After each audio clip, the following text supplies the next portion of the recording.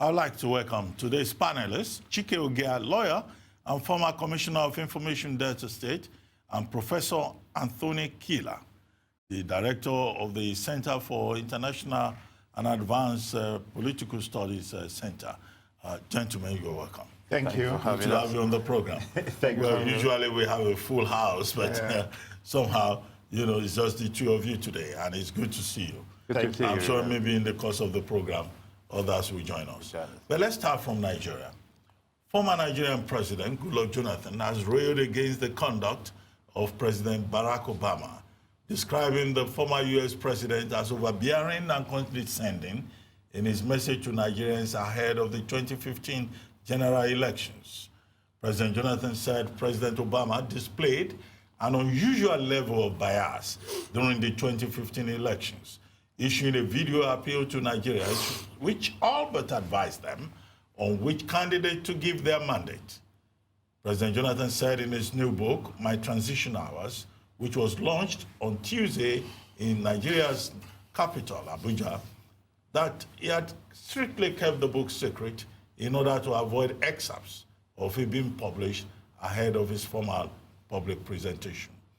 He also took a harsh target at former U.S. Secretary of State John Kerry, saying the top diplomat was nonchalant in his attitude towards his government, despite all efforts to make him understand that the decision to postpone the 2015 election was in the overall interest of Nigeria. Gentlemen, I mean, this has been a controversial book all week. Yes. It's not just about the Americans, the role they played in the 2015 election, or their attitude towards the Jonathan administration, but also Nigerians have also picked issues, you know, with the book. I don't know whether either one of you has read the book. No, but not yet. Maybe you have read snippets. I've read snippets and some reviews. Yes. I read an article of somebody who I won't quote, who... Maybe my review. His name is Ruben Abati. So far, I'm the only person to have commented on the book. I'm throwing it. Yes. You should know that every Sunday we have a group of students that watch us. Okay. So I'm throwing this at them to see if they will know the only person who have written a proper review on it so far. I wasn't going to give them the name, but you've done it. And the reviewer called certain personalities to look at some chapters. So I think even if they have not read it, by now they're reading it to see where they stand. Let me start by commending President Jonathan for writing the book. It's a good thing when people serve to lay bare times of history. In your review, Ruben Abati, you wrote that a lot of things has not been said yet, but let's thank him for the one he has said already. I think that his position on certain people, let's start from the foreign world, is a legitimate position, and it is good for him to bear his mind on that.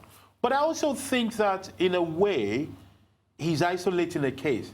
The fact that Nigerians think that the foreign government interfere in Nigerian affairs is something that we cause ourselves. A lot of times, we legitimate what we do by putting the endorsement of the foreign world into it.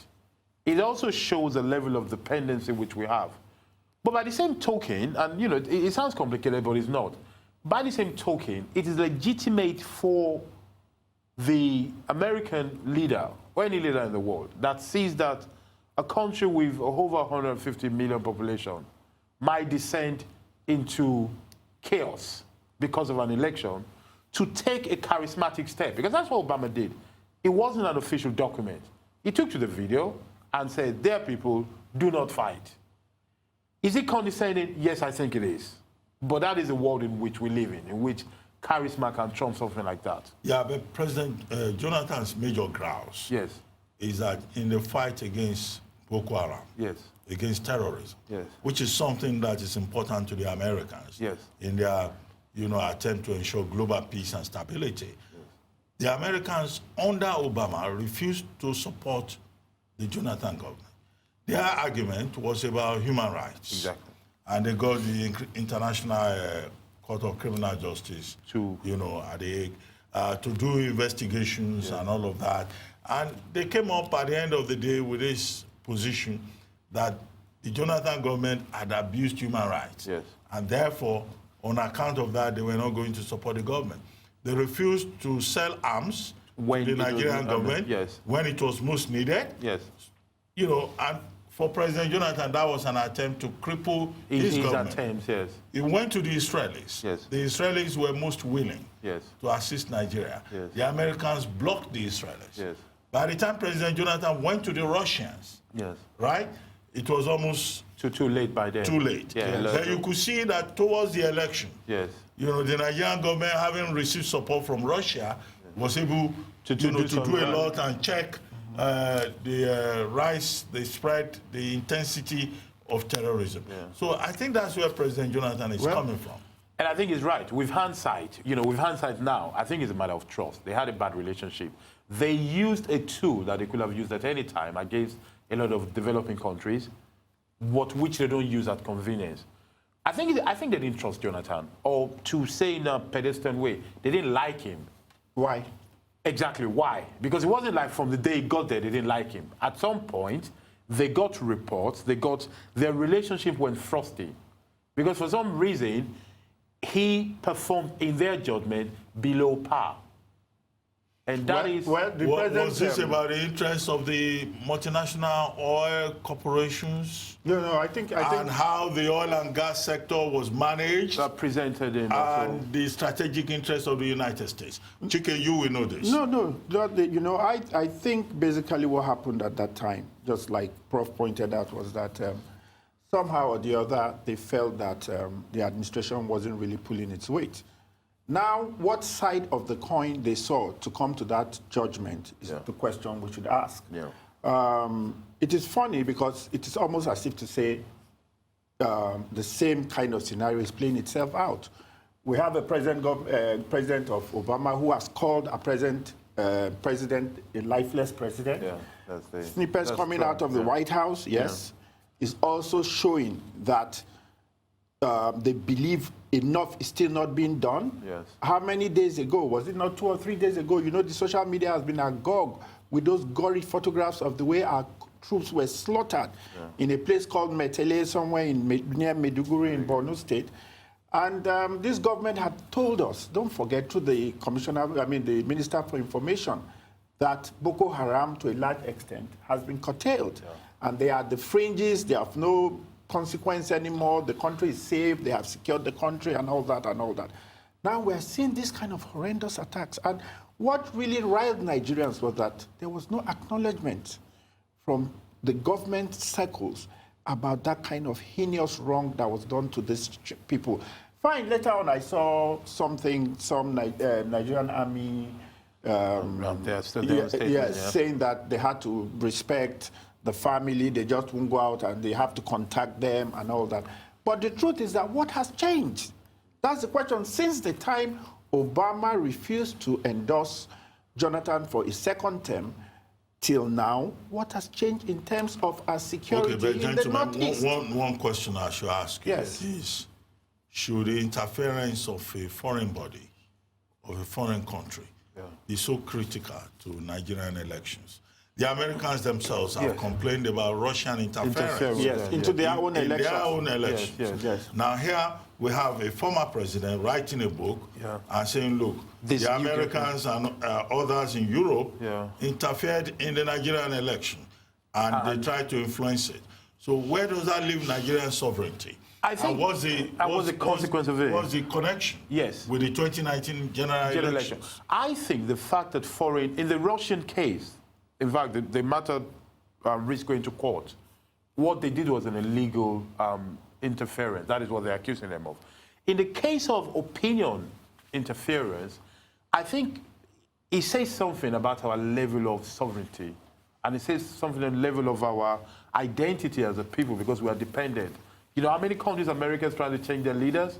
Iran, all that, they took them years. Nicaragua. Many of them are shown that they don't like these leaders. Well, if the leaders are popular in the country, either they tried it in Cuba. They tried it in Cuba for years, for decades, as a matter of fact. But if the leader is popular and has full control on his territory, it won't happen. It doesn't matter. I also think that maybe Jonathan should have fought back earlier. That's it. I wasn't even supporting him there. But I think if he knew they were doing that, this is what we say about, he should have gone to the public to say it. That you guys are not helping. But the narrative they sold then, and we must say this, the narrative then was that he did not act on time. Yeah. They gave the government information that they did not use. I think somebody sold a narrative to the Western world against Jonathan, and the Western world bought it. And Jonathan's administration was described as clueless, confused, and slow. And Chike is right here. He's pushing it forward. And if we're not careful, well, those who are interested, those who are partisan and defending his government, the same thing is repeating itself. Because in the international circle, the present administration is being slow. It's being seen as slow, and people are wondering what is going on. They're asking questions that, is he as popular as they say he is?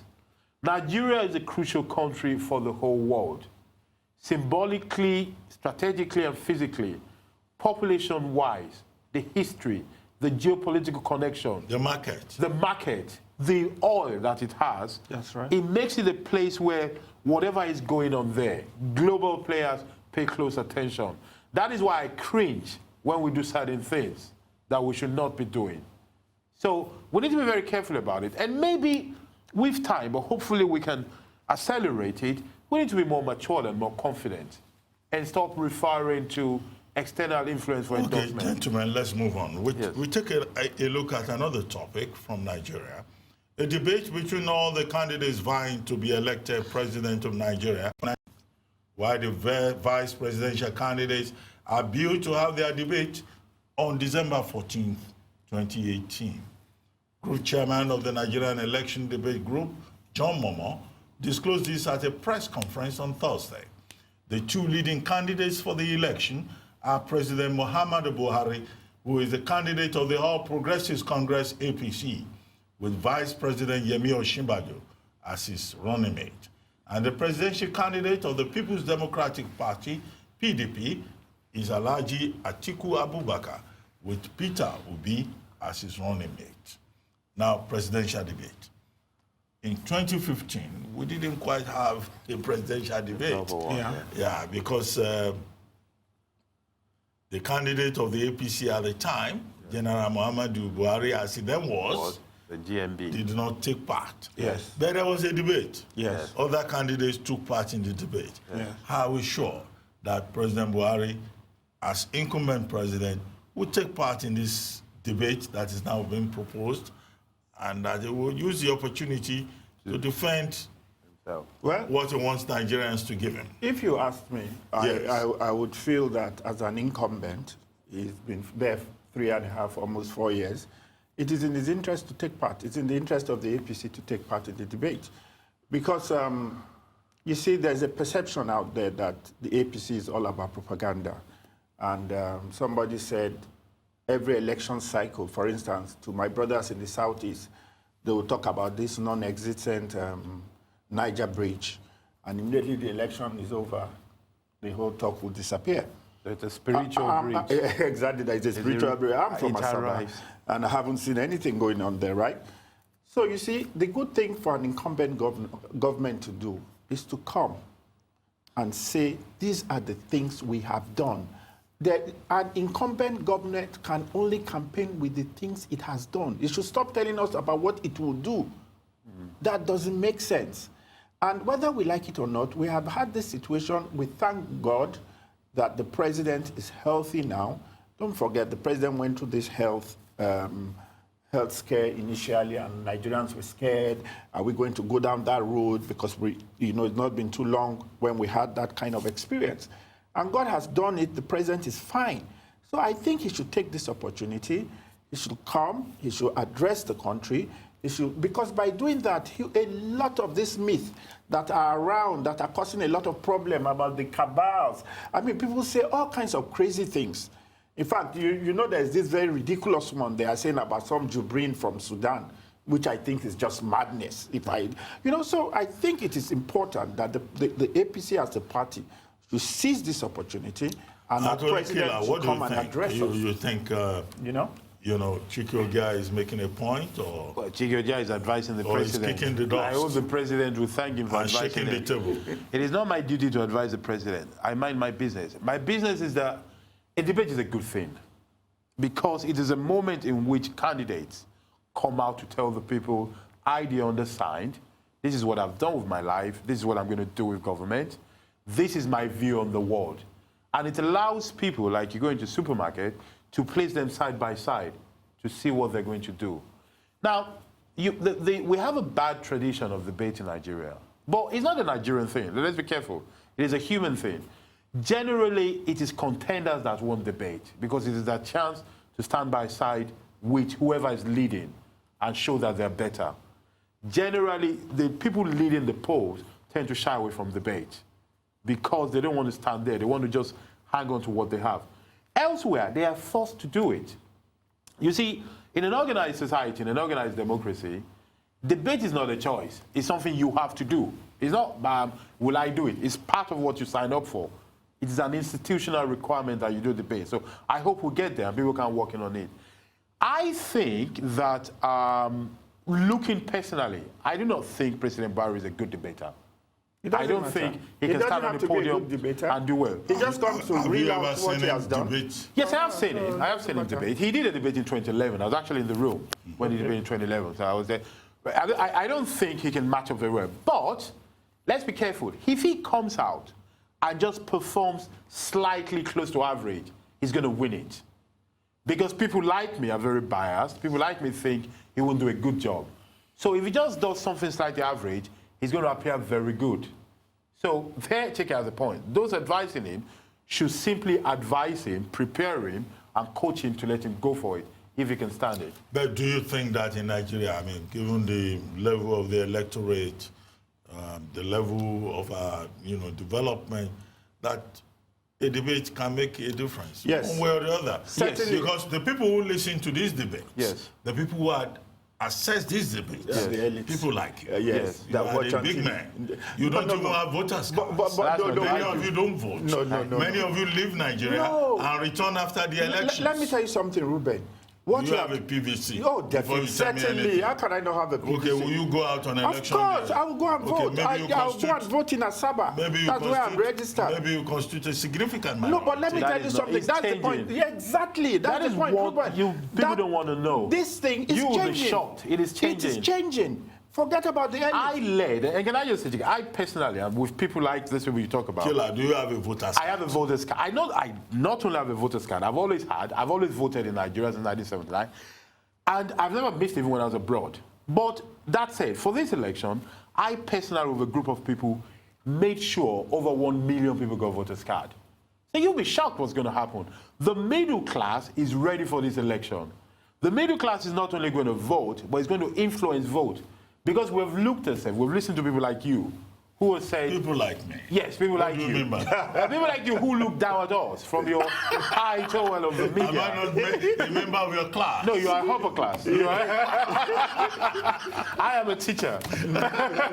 You are a public figure. I used to be a teacher myself. Yes, and you left us. For many years. For many years. And I'm still a teacher in another form. But there's a general conception that the middle class is not active. And there's going to be a change in this 2019 election because we've looked at ourselves in the mirror and we've thought, look, professionals, businesses, people who pay tax and work should be involved in deciding who governs this country. Because if you don't, and I say it, for those who are still thinking whether they should or not, people should vote. If you've got your PVC, make sure you vote and make sure you get others to vote. If you haven't got it, shame on you. But that said, you can still influence people to vote in the right way. But let me develop from what you're saying, Ruben, before we leave this topic. And I want to say that it's very important. You see, Nigeria has gone through too many cycles of, ups and downs, especially in our development tangent. And everybody at this point in time in Nigeria, or at least most people, are almost becoming despondent. And that in itself has started showing the importance of elections, because you realize now that it is whoever, the people at the helm of affairs that make these policies. Like they said, if you leave politics for just anybody, if you leave politics for the politicians. So the only way the common man can get involved is his PVC. And I know, I've been talking to people realize the weight that PVC carries right now. Wow. And I think those debates, I'm advising every candidate at every level that has an opportunity to come out and tell the Nigerian people that are coming in, to come and tell the people what you would do Because the days of just thinking you have a name recognition, you've been on the political landscape. The world is changing. All that is all gone. Well, on I that tell you. note, we'll Yes. take a short break right now on This Day Live, this Sunday talk show. When we return, we will be discussing South Africa's new minimum wage bill. Stay with us.